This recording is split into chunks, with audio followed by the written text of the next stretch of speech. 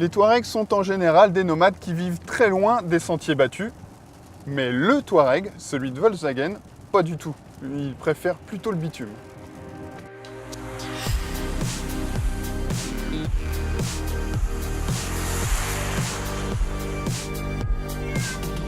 Ne cherchez pas ici une boîte de vitesse gamme courte ou des blocages de différentiel. Ce grand SUV est de moins en moins un baroudeur. De toute façon, les clients des précédentes générations à avoir coché l'option PAC off-road étaient devenus très minoritaires. Bon, je vous rassure, il y a toujours une transmission intégrale permanente, mais cette transmission, elle est ici associée sur notre modèle haut de gamme à une suspension pneumatique pilotée, à des barres anti-roulis désactivables et à des roues arrière directrices. Bref, de quoi faire de cette grande familiale luxueuse un engin très efficace et très confortable.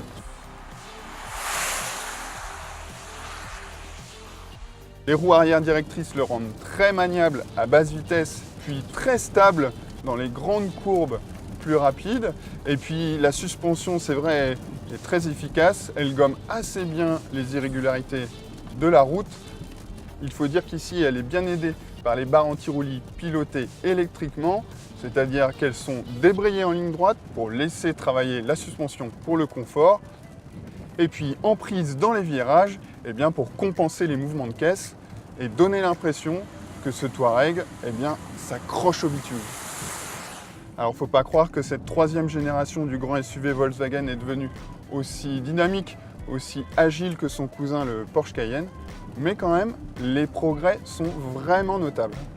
Ce qui va plutôt bien avec ce tempérament digne d'une grande routière, c'est le moteur. Ici, on essaye la version V6 3 litres TDI, un moteur qui est capable de nous faire évoluer en roue libre jusqu'aux allures autoroutières. Et surtout, il développe 286 chevaux. Bref, ça ne traîne pas sur la route. Et ça tombe bien, parce que ce Touareg, 2/3 de ses clients le choisissent avec un attelage pour pouvoir tracter. Le poids maxi remorquable est de 3,5 tonnes. Pour autant, vous l'aurez sans doute remarqué, à bord, c'est pas franchement l'ambiance routier. La gamme Volkswagen ne comptant plus de grandes berlines après la disparition de la Phaéton, ce SUV représente la vitrine de la marque.